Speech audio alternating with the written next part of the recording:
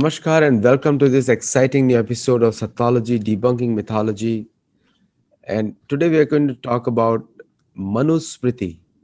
Manusmriti has been, uh, for those of you who do not know, it is the first manual for governance and also implementing varnashram and connected with Dharma, and it has been grossly misrepresented in the society. So we'll briefly touch upon this topic with Professor Vivek Mishra. So let us welcome Professor Vivek Mishra. Namaskar. Namaskar, Aditi ji. So nice. Once again, I'm here. It's a proud moment for me. And Thank as you said, rightly said, that we are going to discuss a very, very debatable and sensitive topic today, which is Manusmriti. As you rightly said, that it is one of the first Sanskrit texts of our times, which has been translated and appreciated world over, please. So, if I have to make a start, I'll just make a start by saying a few words regarding what the word Manusmriti exactly means. As we know that, as far as the structure is, the book has around 2,600 some verses, which are divided into 12 chapters, and they cover a range from X to A to Z: creation of the universe, the four castes, the four stages of life, the duties of various castes and individuals in different stages of life. What should be a righteous king be like? His duties and his way of life, social relations between men and women. I tell you in a few, in one word, in a nutshell, if we say, it covers all that can be envisioned for a life and dharma of those times. Though the topics are innumerable, but are actually intimately interrelated. And as you said, rightly for establishing a varna ashram system, a dharma system in our Bharat society. I have so before we start off, the caste is not directly translation of varna, because the word caste is a European term which means actually class. See, there is no upper Exactly. class or lower class, like there is no varna which is higher or lower. All are equally important. What do you have to say on Exactly. that, sir? Exactly, and that's what Manu or whoever is just credited with writing this Manusmriti. He has never said something. Some class is on the top, some class is on the ladder down. All the castes are equal. There's a division of labor, please. We believe like whoever has the proximity to knowledge, he is regarded as to one class. Whoever has a proximity to power or proximity to protect the people, that has one class, please. So basically, on the basis of division of labor, they have made several classes, and those were interchangeable, please. The proximity of power, if a person was born in say Brahmin, he could be relegated or shredded down, even if he does not believe in the knowledge or the proximity to being there. So his karma decided where he wants to be, where he wants to land himself. So it was not birth, it was your personal individual efforts which treated you in the class. And you are yourself a Brahman by birth. Am I Okay, right? yeah, yeah. Yes. Yeah. That's It is for the American that's audience. so I'm very true. saying That's that so very true. Yeah. yeah, you are yourself Brahman by birth, and you are proclaiming it very publicly that there is nothing by birth. Nothing by birth, nothing by birth, please. Just coincidentally that my dad was too in the same profession of Teaching. teaching or research, Yeah. and so I got, and that is a caste by that one, by Actually, the definition of word one. This is one class. yeah, word caste is a very pejorative word, which is casta in Portuguese, which means that somebody Exactly. has higher privileges over other human beings by law. and Exactly. that is a European Hmm. concept, that is not an Indian concept at all. Because today in USA or in many other places, there's a big propaganda, mispropaganda created by the misinformed Western academics who do not understand Sanskrit or Exactly. Indian languages. They have tried to impose that India has a caste system, but actually they have the caste system. India doesn't have a caste system. Europeans have a caste system. Exactly. Exactly. And exactly, we don't have that. And we believe in the, we can move up, we can move down, and it's nothing to do with, our birth. It's just your, liking, your, preferences for a trade which you wish to carry on. Right. and, So, and mo- and like if we go into, please. yeah, you're saying something, please continue. Yeah, yeah. I wanted to say that as he, like if you go to read Manusmriti, like it has ample of evidences which say that even you can get your knowledge from, the weaker sections, the women, the, it does not talk about Shudra, the word is not there. But yes, the men who are not twice born, he talks about twice born or, like that. So Duja. even people who are not twice born, they can have knowledge from or their, education from them. So even the term which is Shudra for the lower class, they were entitled to teach. They were entitled for other benefits. Education was for them. They were not untouchables, please. So the class which we, or the caste which the Europeans or the Westerns talk about, that was basically not here. We Uh, had thousands of them. We still have thousands of them.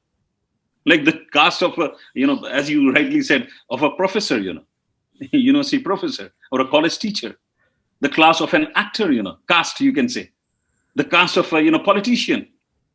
Basically, a class of people who are involved in the same type of work and they promote that work, that is a caste, please. So we had it in the past and we have it even today. See, the thing is, the in Europe even today, even for the vaccination, they're applying the caste on the Europeans. Exactly, First, they're going to exactly. give it to the queen and the privileged class, and then it will come to Yes, the commoner. So the whereas in India, even for the vaccination today, the person who needs the most is given first, like the doctors, the nurses, people who are in the health facilities. And in India, the trains, when the British were ruling in India, the Europeans had a different carriage than most Indians. Indians were put in the cattle class, exactly, where the exactly. animals and Indians used to be put in one carriage of the train. And this is the extent of British caste system, which is so much prevalent even today over there. In If you go to Europe or Spain or France or Italy, wherever the royal family, except France, except wherever the royal families are there, they are treated on a different level than rest of the common citizens. And the royal Exactly. blood even today demands a higher reverence in the European caste system than in India. So completely debunks the theory where people say Manusmriti encourages caste system. Is it right?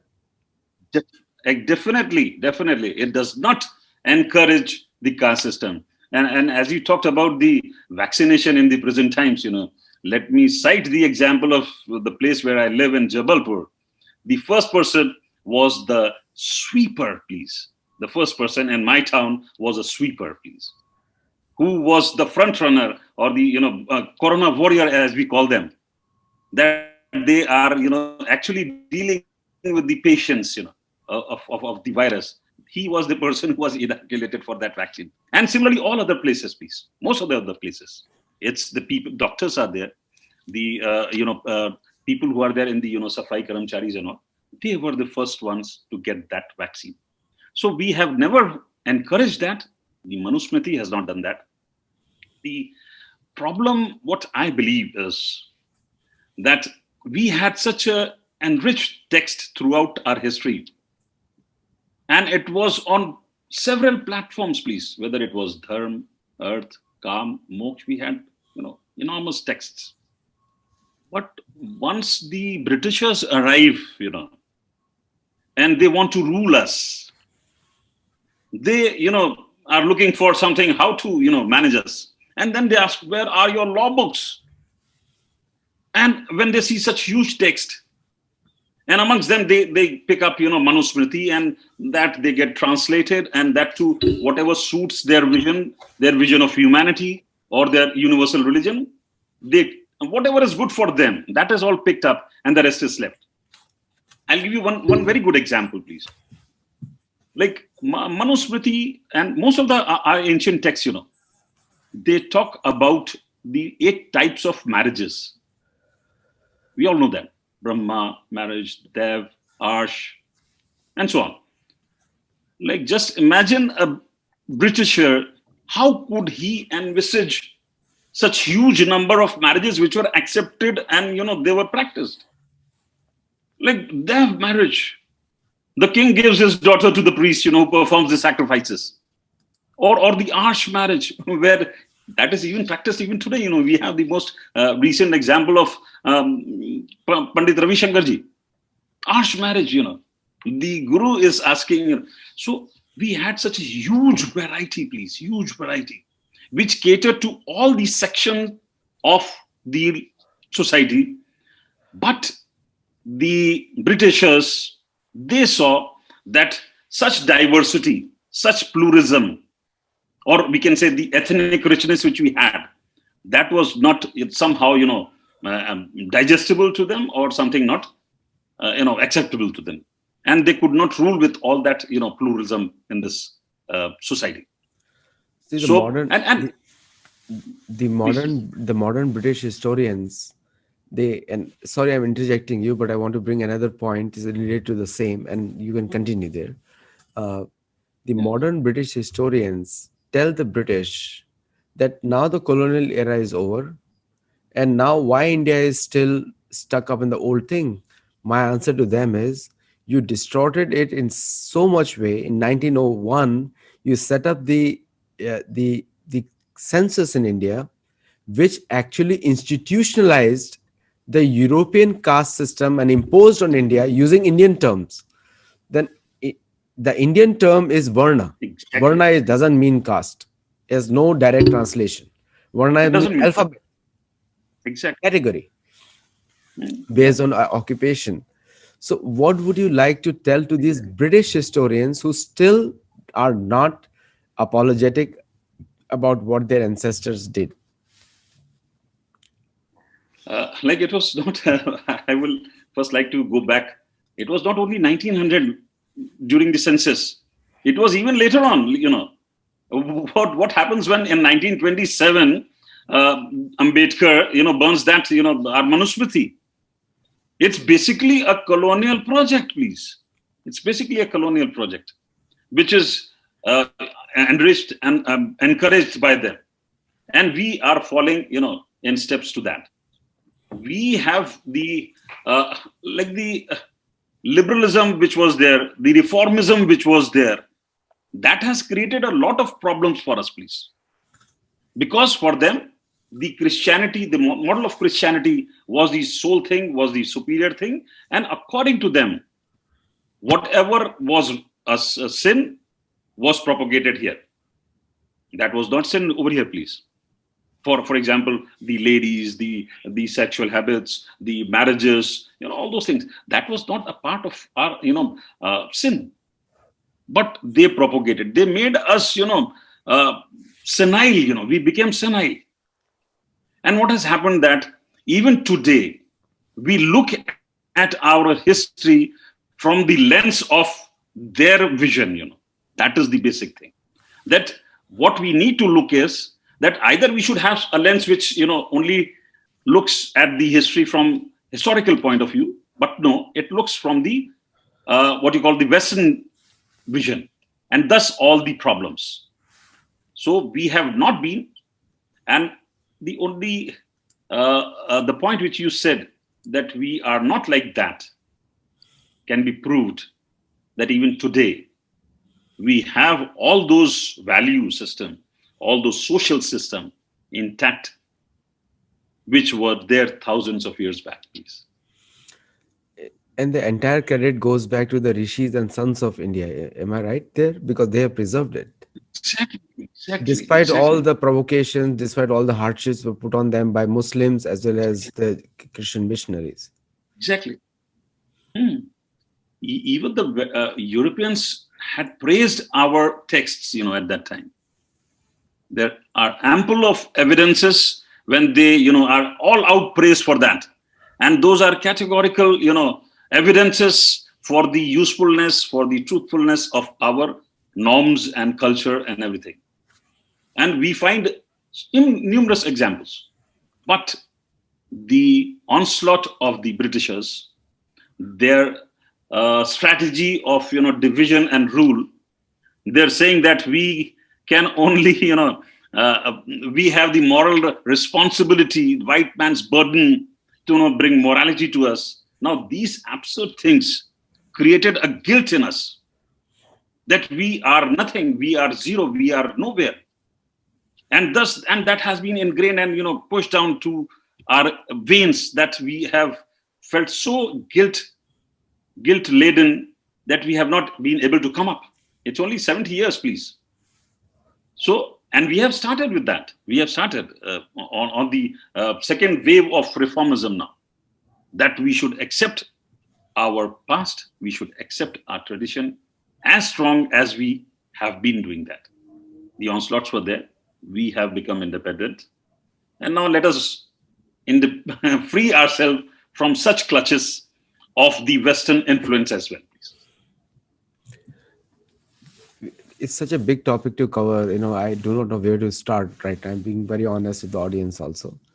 That we'll make it a series on this. We'll first upon touch upon this, that how it has been mischaracterized. They see a lot of propaganda against the Manusmriti is unfounded, because when you read it, you don't find anything. And the Arthashastra has all the components of the Arthashastra is not about just economy, it's about this aspect also. So Manusmriti is also important part of Arthashastra also. You cannot ignore it. Do you see that way, sir? Like I will put it like this, that there was Dharma, Earth, Kam, and Moksha, right? These were the four things. So for Dharma, we had Manusmriti. For Earth, we had Earth Shastra. For Kam, we had, Vachayana's Kam Sutra. And for Moksha, we had some Upanishads and all. So definitely all the four genres are different. Arthashastra is different, and Arthashastra talks much about the politics, please, the international relations, the diplomacy and all those things. It's not economics. It's not economics once you go and read that. And similarly, Manusmriti is not about the divisions, please. It is talking about the way of life that we should have. It is more focusing on the ashram system, please. How should a man, take his life in the various stages of his being? That, at the brahmacharya level, at the grahast level, at the vanprasth level, and at the sannyas level, what should be his role? How should he perform? What all are his duties? It is focused basically on that. And since all these smritis, they are relying on the shrutis, which we had, shrutis in the sense that, the Vedas and the Vedangs. So they are trying to justify and legalize the things which were laid down in our Vedas. They are, in a sense, the laws which were there for our society. Manusmriti was there, Arthashastra is there, Brihaspati is there, Kamandaki is there. So many, please, so many. And I said, when the Britishers came, they were horrified to look at all such huge texts, They must have gone berserk, how to rule them, where to rule them, please. Even for Arthashastra we have, even for Kamshastra we have. Please. So one of the things you said, that Shruti and Smriti, Shruti cannot be changed. Yeah. Veda and Vedanga cannot be changed. But Smriti can be applied to the local circumstances. Okay. Is that right? Fine. The Smriti can be applied. So as the society is changing, The Yes, same yes, yes, yes. principles of dharma can be applied and little bit Ex- modified, not changed, exactly. modified, adapt for adaptation. So as the lifestyle Adaptions. Yet, changes, smriti also changes. Am I right? first of all, I'll put it that the text which we have right now is not one man's version, please. It's a version written by various people, please, over the years. And one important feature of the ancient Indian system of law was the prevalence of two tier of system, the Shastrachar and the Lokachar. Now, Shastrachar was basically the behavior according to the Shastras, like Manusmriti or Yagvak or Narad or whatever is mentioned that you have to follow that. And the other was Lokachari, what the common practice, norms, or what the cultured people believed. That was also practice. The example which I gave some few minutes back regarding the 8 marriages, that was Shastrachari, according to the Shastra. But Lokachar was also there regarding marriage. Draupadi marriage, what was that, please?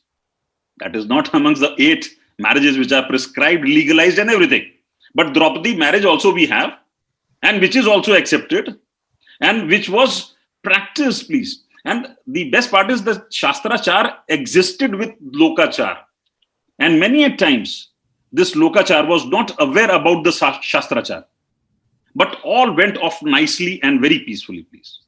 They were all, we had, union and diversity, which we know. The Westerners don't have this concept, that in diversity also we can be one. We have those, in music we have that 7 notes, and then we can combine them and have a raga. That is our beauty. That different components, everybody is equally important, equally there, but you have to bring them together. We can bring them together and live together. That is the beauty of Indian culture, Indian society. See, the Western society was very barbaric in nature from the very beginning.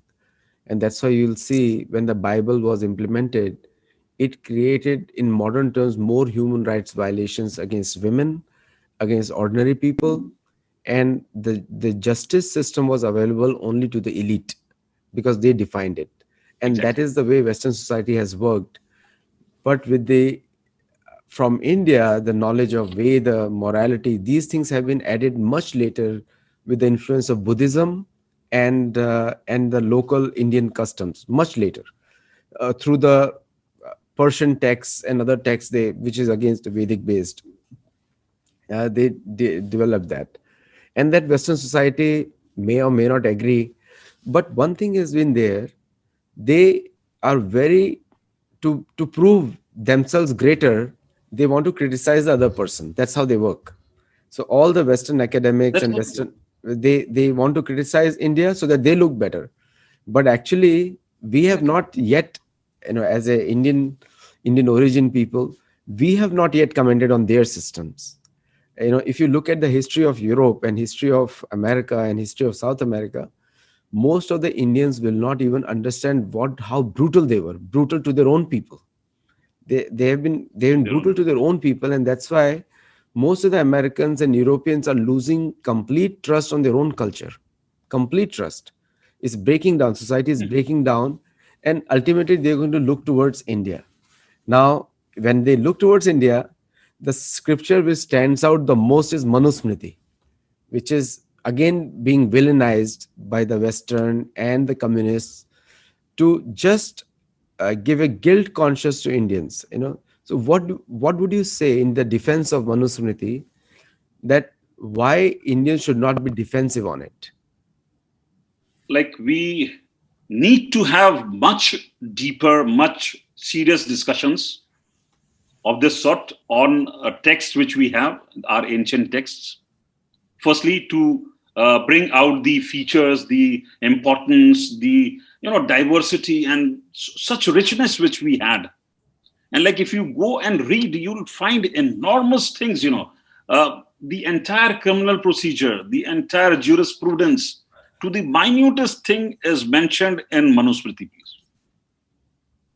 And we have not been able, I'll put it like this, like, have a survey, please. Have a survey and try to know how many people who are criticizing our texts, they have those books in their home, or they have studied or read or gone through or even seen those books by themselves. It's none. So it's basically that colonial project still going along, which is, unless until you bring down the cultural heritage, or you see down to our, ancient texts, you cannot survive. The Westerners cannot survive. They cannot prove their point that they are, more strong. So that has been there. And the worst part is that our educated people today, even, they are not able to accept that. They are looking at that things from those Western lenses, or lens from after 1,000 years, please. Like looking things from a lens which is today present at 1,000 years back. We can't have that vision, please. We have to go back. We have to, and live in that society, that time, and then we can realize what was the importance and how we can still adopt those principles. So the need of the hour is that we should have serious and intense discussions, debates on such issues, which have even recently, like Manusmriti has been burnt. Chagan Budbal Sabji, he burnt it 2 years back in Maharashtra. What is this, please? Like the same person who prescribes the modern Manusmriti, that is the Constitution of India, like his, and the Constitution mentions the, equality and everything for everybody. Now you are trying to degrade the principles of that very person, Ambedkar, who's, considered to be the, manufacturer of the Indian Constitution. So we are still in that mode of colonial project. We have to shed those, colors. And unless and until we do that, the concept will remain like that. It's like we are living in a denial of our own In a greatness. denial of our own greatnesses. Yeah, we are We saying are, that we are look up to a Western scholar to justify us, to validate us, and that validation syndrome is still going on. still, by what William Jones did it, 1790 something, it's still there. It's still there. Whatever good text we have, Harper Collins or, Oxford, or, those only publishing houses are coming out with it. And we get only those flavors. So it is now our, firm duty to make all efforts which our rishis or, scholars did in ancient times, to redo those things. Redo does not mean to rewrite, but definitely to sensitize the, people around us. So one question comes to the mind is, especially related to Varna, and we'll go many topics in this series we can do on Manusmriti. On Varna, the biggest accusation is actually, if you look at the Varna system, it takes care of every single being in the society, whether it's economically poor or economically rich. But it takes care of everyone. And you correctly said very well that Manusmriti is for Dharma. So Yes. every single Hindu is nowadays, or conscientious Hindu, or people who are a little more aware, they are worried about Hinduism because of so many attacks that they face every day, and so much discrimination also in jobs also being introduced in the West. So like they just recently court case went in Cisco that the Indian managers follow caste system in their job, which was very preposterous. It was dismissed by the court, but attempts are being made. So the it is a duty of Indians to first read their own books. What do you say on that? Because it's and plus two, an Indian translation, not a Western translation. Not a Western translation, please. For example, there's a, I'm pretty sure most of us may not have read the book Vishuddha Manusmriti. which is a recent translation of Manusmriti, or we can say a version of Manusmriti, which has been written by the recent scholars. We always go for some English text, which is either from a German one or from a Russian one, which has come up, which has all those flaws, please. So, as you rightly said in the beginning, that our texts are basically meant for the Dharma, this Manusmriti. And this talks about the ashram vyavastha, the stages of life, what it should be. And let me tell you, it is one of the big concepts which can be used even today. It's even relevant even today, because that is not an economic order. That's not something which can collapse. It is basically the life which we should carry on. It's only at the young age that we can have knowledge. We can pursue, we can get educated. So it talks about brahmachari, please, and it talks about the grahast ashram, household stage, which is the best stage and which is the most respected stage of our life. The grahast ashram. It looks after the other three, please. The brahmacharya, the sannyas, the vanvas. So you earn, you learn, and then you even reflect back. That is it. In those times, it was not possible for a 90-year person to sit at Lutyens and think of becoming the chief of the nation, please. You were forcibly, sent to the vanvas. Like, you have finished your responsibility, please take a halt. That was the system. But we have shedded them, we have forgotten them. So we need a revival.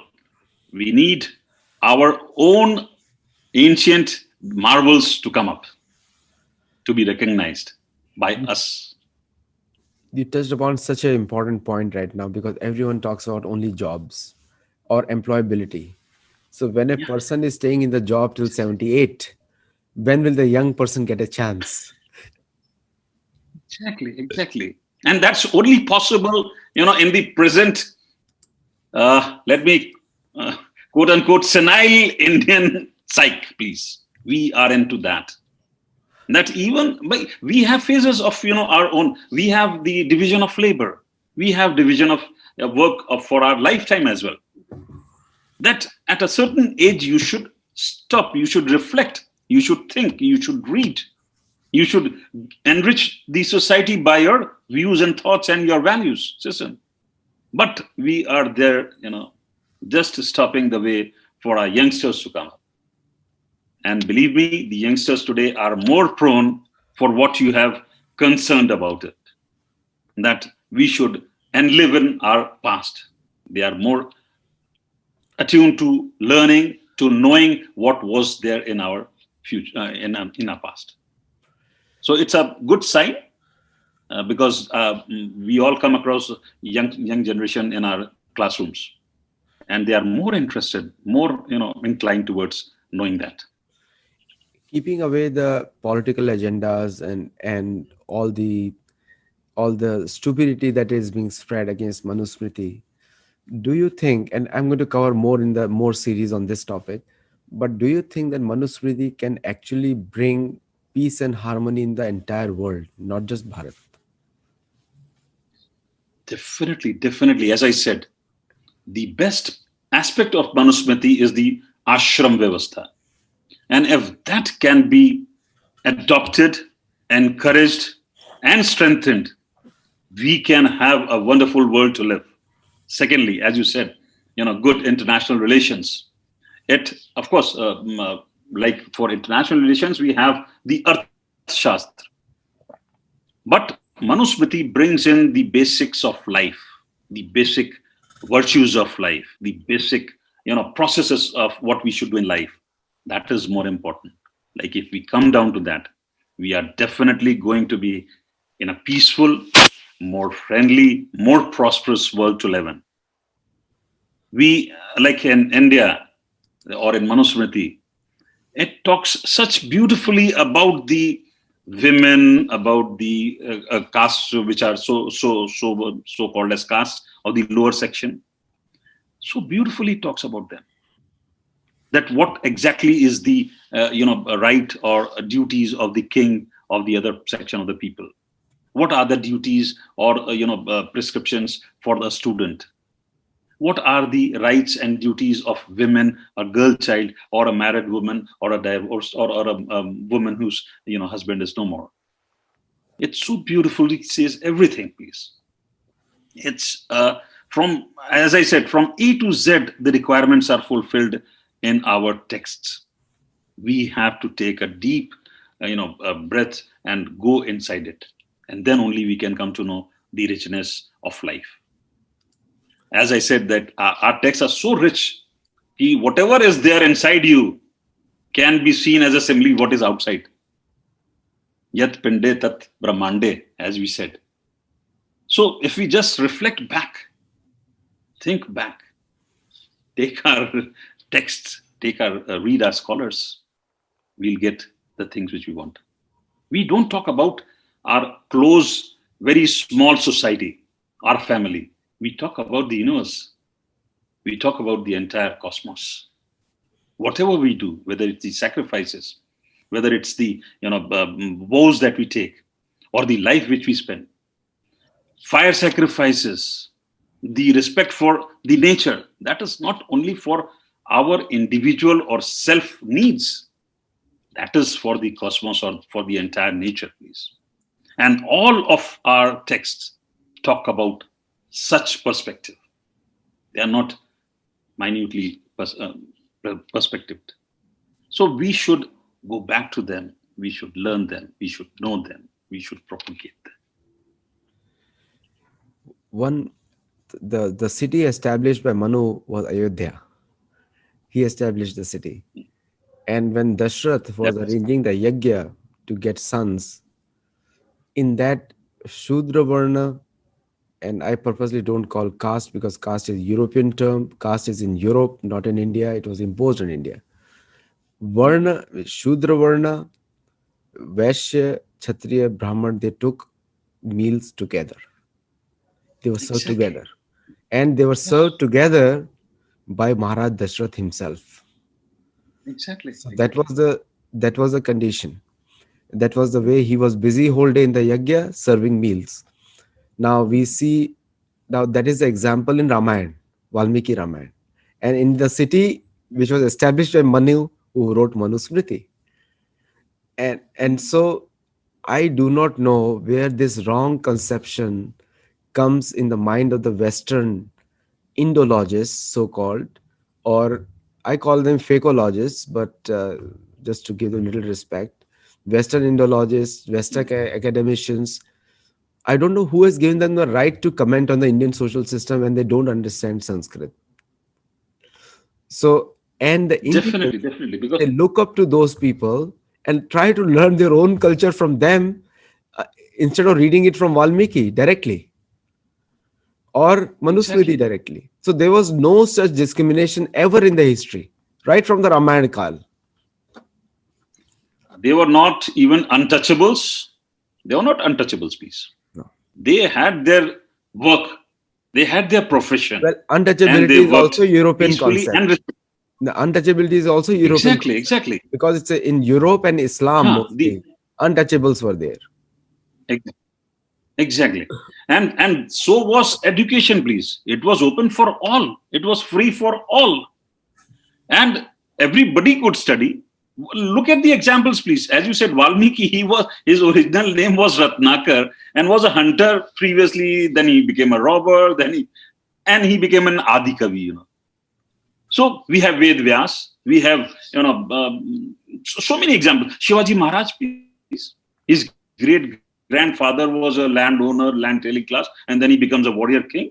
So we never believed in such exclusiveness of the class, please, that you cannot intermingle with us. They had their profession decided their class, and each and every profession was respected with due recognition. But later on, with the arrivals of the colonizers and the Muslims and all, we have had this guilt ingrained by them in us, that these are, something beyond our, profession, something beyond our, touchings, something beyond our imaginations, and they should be discarded. So they have within their project of, colonial things, they have seeded such, seeds of discontent, polarizations, of, castes and divisions and everything. Whatever poison could have been, they have sown over here. Thank you so much, Vivek ji, for today's talk, and I think we'll cover more in subsequent talks on the same topic. It's a very interesting topic for me and for rest of the viewers also. And also, it also puts Indian correction of Indian history in a proper light. That why certain things have to be told in a new way, a decolonized way, because everything cannot be just politics or a foreign viewpoint. So thank you so much for bringing your time. Yes. The problem, Aditi ji, is that only that most of the things are politicized over here. It was, Ambedkar for the political aspects that he burnt it, Even today, when in the present times when this all is happening, just because of the politicization. If we get over that, we are all that simple, we are all that cultured. So we have to take a back seat on Politics in the Western world is much higher. So there the politics is different, That's because the politics in exactly the education system in the Western universities is very high, very, very high. very high. Very high. And see, there is a reason behind it. If they promote the original Indian thought and views, they take it, they accept it, but they don't want to publicly promote it. The reason is, if they promoted it, then their own society goes to the dogs. So to protect their own image, they have to do that. And that's how the whole thing is working on. Somehow it is dependent on the Indian good politics to start promoting it. I was just on a show recently where Some rays of hope you can see in the present times. some present times, and also people are awakened now. So even the Indian politicians have to Awakened. follow what the people say. Yes, So it doesn't matter where they are, but they have to follow. But anyway, the thing is that we as a society have not started speaking loud enough, so that the first step will be de-recognize all these Western universities to operate in India, and then you'll see things changing. If until that happens, nothing will happen.